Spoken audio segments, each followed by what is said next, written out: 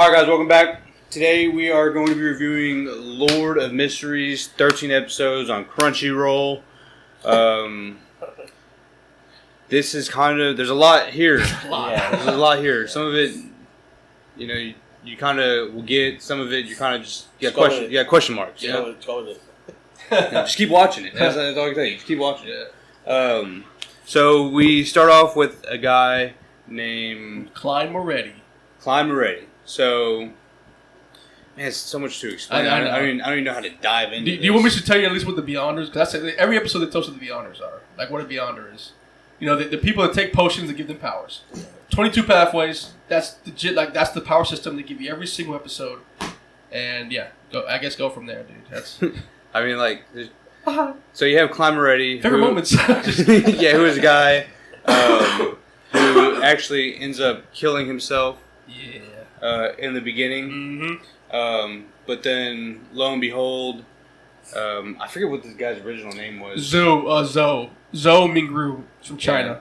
So he ends up doing a good luck spell, and then ends up going into Klein Moretti's body after he had killed him, after he'd shot himself. Right.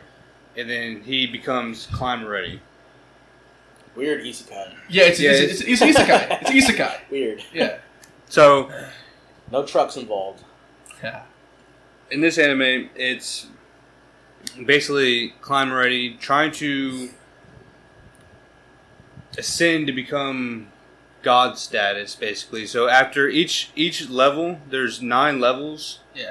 Of these 22 different routes to become a Beyonder. And then at the end of each route, you become this god. Yeah.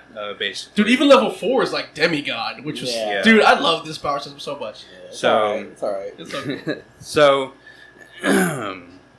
Klein Moretti, he has a special ability, which is the Gray Fog. Yes. Oh. So which is already kind of godlike. Yeah. So he's a special Beyonder, basically. Yeah.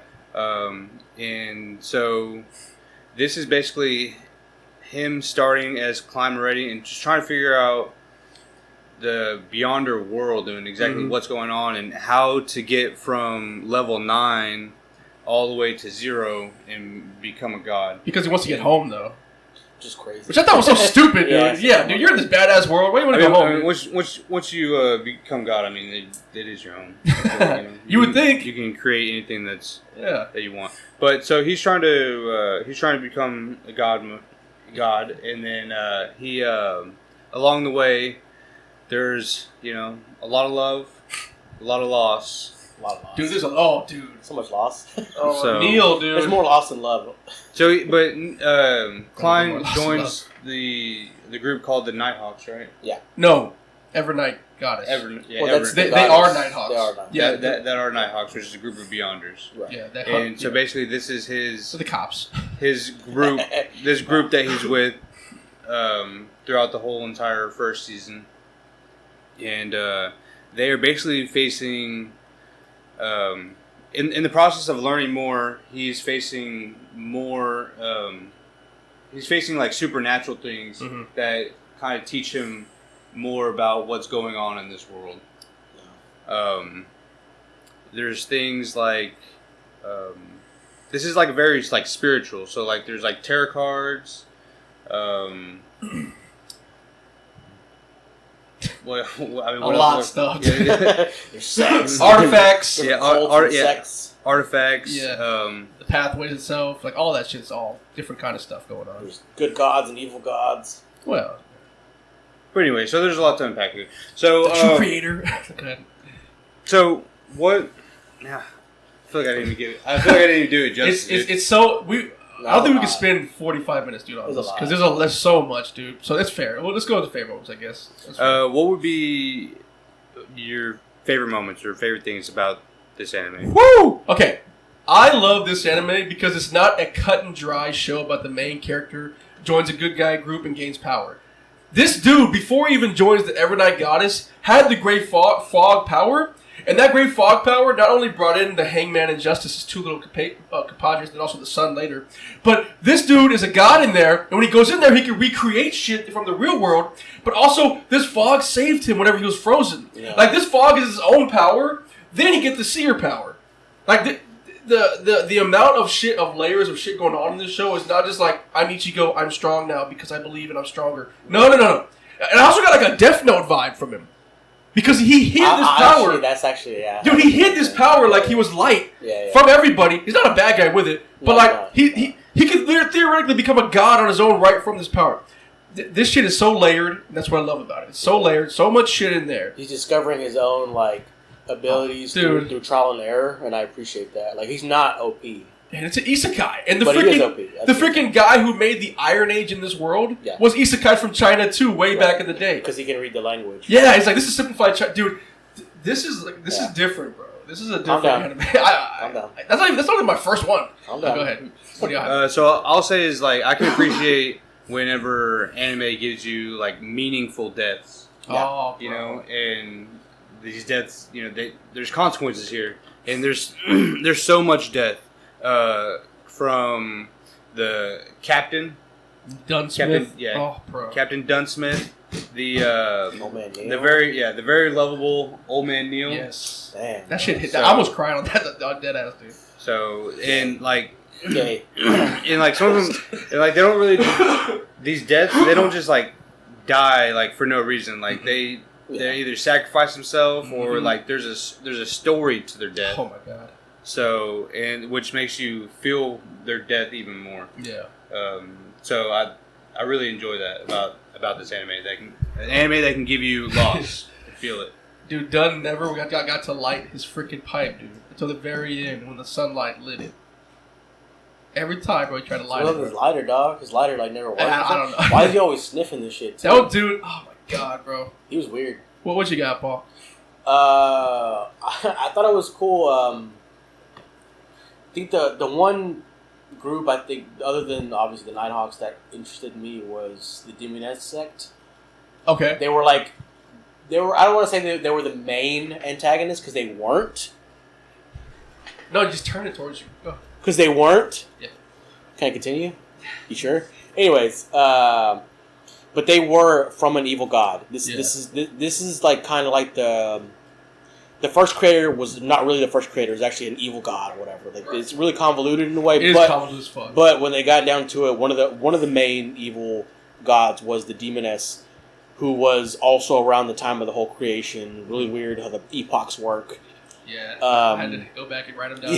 Yeah. Look at them really weird how the epochs work. But this sect is basically all women. Mm-hmm. But you're thinking, well, hold on. This guy, this assassin guy, it's a guy. And then you're like, oh, damn, that bitch is fine. Who's that? It's like, oh, shit, that was the guy that just fucking fucked women. Me. Yeah. And it's not like, there's no surgery. There's no post-op. It's all magic. And this is the power that the goddess can give you. Yeah. And we see her briefly whenever she's talking to the lady. That was one of the top. That was like they called her the woman in white or something. Right, but we don't see her again after that. Yeah. So she's probably going to hopefully be there in the second season, I'm hoping. Yeah, she's one of the top Demoness sect people. Yeah. Right, she could be the actual reincarnation. Maybe. Who knows? Doubt it. But we see the Demoness sect working with the first creator sect. I don't know what what's the cult called? The something order? The Aurora Order. Aurora Order. They work closely together to basically bring. Order's right here. I think they're trying to bring each other's gods, or at least help in some type of way to bring each other's gods into existence. But the Demoness sect, I think, has an I don't want to say it has an upper hand, but they're really protecting their shit pretty well. Yeah, the sects are pretty, because they're willing to sacrifice any member who fucks up too much. Like that one lady who killed the congressman or whatever. Sharon. Like, bro, she kissed her feet. I was like, all right, cool, she's in great shape. She fucks that bitch. If you fuck up again, I will sacrifice you. And I was like, damn, that toe's kind of hot. Yeah, it's hot. But anyways, she was, the whole sect was cool, and how you see all these pictures of men, but like, wait a minute. Yeah. This bitch kicked my ass. So that was actually a dude, but yeah, that battle between Sharon, Klein, and Dunn, and they lost Kinley. Dude, all the fights are amazing, dude. Cool. Not even just the animation's cool. And I was kind of getting tired of the 3D a little bit. It was beautiful. But it was so good, dude. It was so beautiful. freaking good. Like, I thought the trees were real first. I was like, dude, that tree is so those good. shit look good. Yeah, the last part that I saw with the really good animation was them putting dirt on Klein's. It looked real. Was like, yeah, dude, I was like, wait, dude, this is not. Yeah, it was beautiful. And while we're still on hypes, because I know we're about to go to gripes, I just gotta say that last episode, guys, might be like one of the top episodes I've ever seen in an anime. Last episode. Calm down. The fight was 18 minutes. The whole fight with the demon child and the girl, beautiful Dunsmith, everything.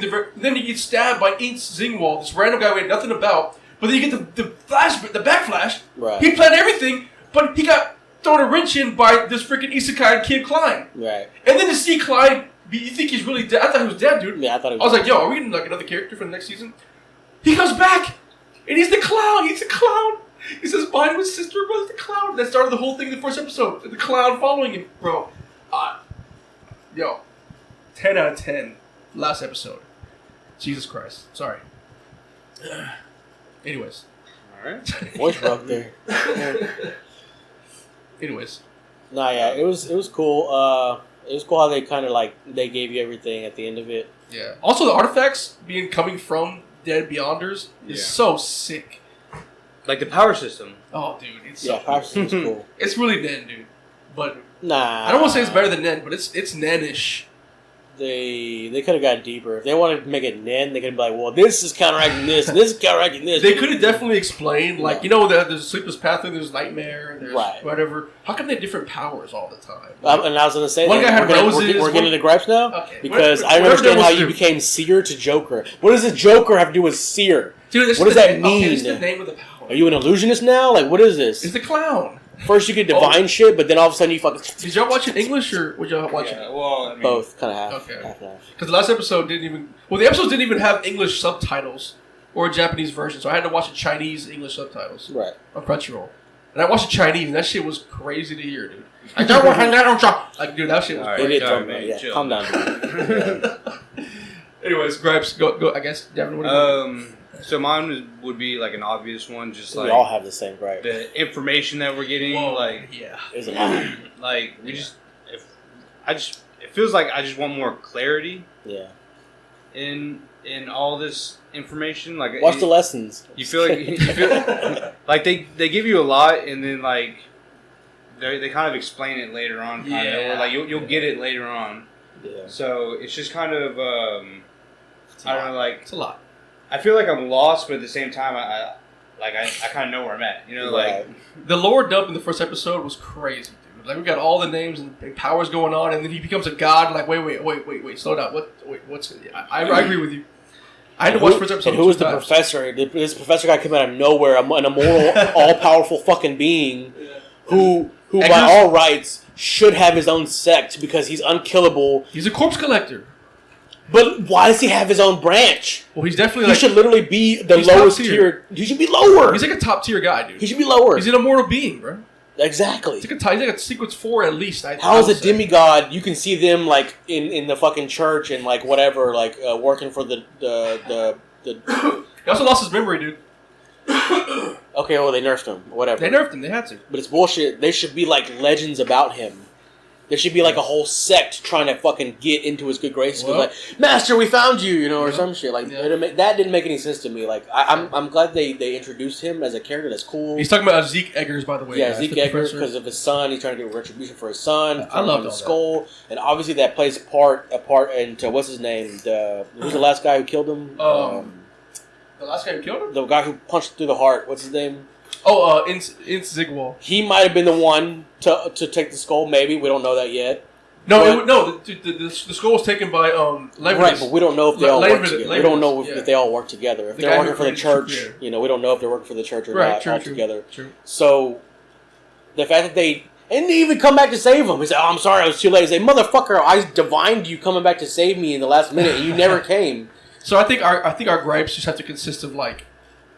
So I don't know if it's really fair to say that, you know, like why introduce him if he was never going to come into the big fight? Dude, he's a guy who got his memory back. He's like a wild card. He didn't get it. He got his memory back already. He's like a freaking Wolverine. He left. I'm going to broaden my horizons and go find more memories. He's trying to get... Maybe I'll be back.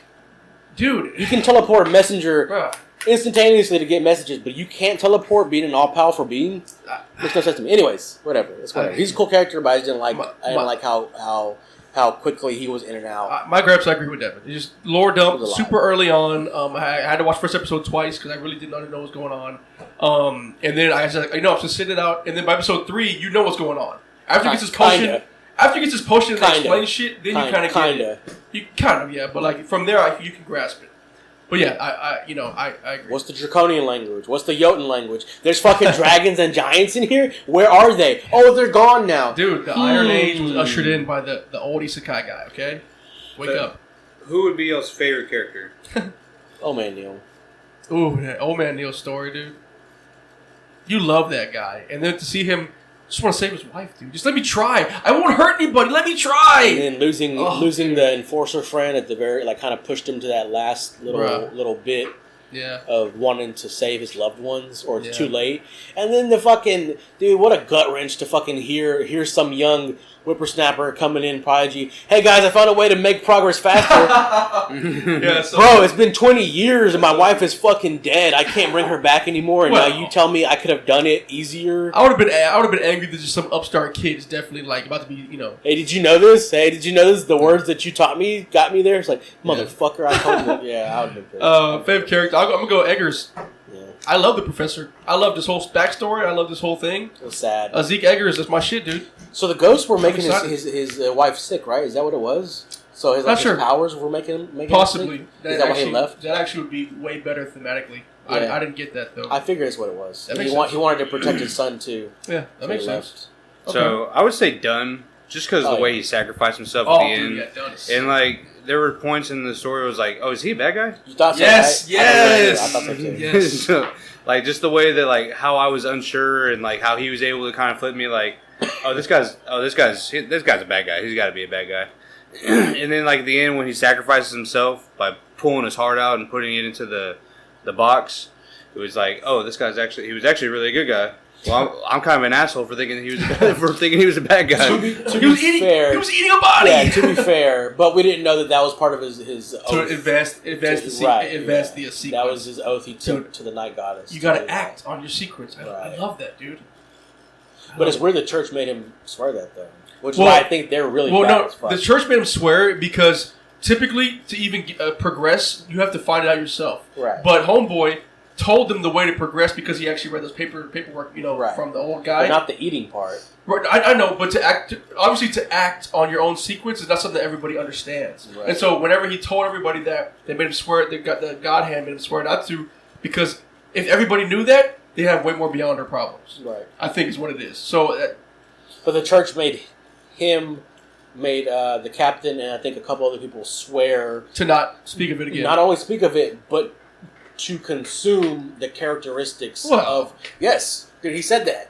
He literally told him that. So he made them swear to stop advancing the pathway? No, not stop advancing, but to, one, not share the secret of, like, consuming the characteristics of the Beyonders that have the same powers as you.